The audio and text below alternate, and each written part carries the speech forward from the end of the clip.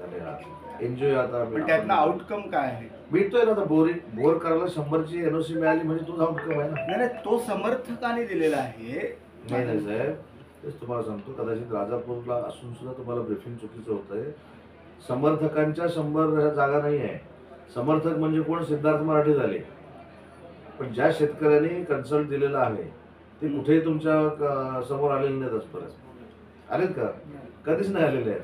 समर्थकाविषयी वेगळा आहे. समर्थकामध्ये बाहेरचे देखील आहे आणि तिथले पण आहे. पण मग आता आपण ह्या प्रोजेक्ट सॉइल टेस्टिंगचा फिजिबल रिपोर्ट जोपर्यंत कंपनीकडे येत नाही.